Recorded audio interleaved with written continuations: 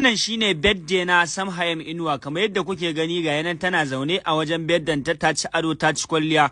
Nan kuma a bakinta ne wato Hajiya Hauwa Waraka da ta kawo mata gaisuwa da taya munnan ƙarin shekara da rage shekara. Kafin ka ce menene na hango mai wushirya shi ma ya halarci wajen wannan biki na hango Jidda Auta tare da Maryama, su ma sun halarci wannan waje. Nan Abdul Gaye ne da Baba Sadiq tare da Boti suna jiran a kawo abinci, don su in dai ka gansu a wajen biki sai sun tabbatar ma za a ci abinci suke zuwa, ga nan sai kwalalo ido suke yi.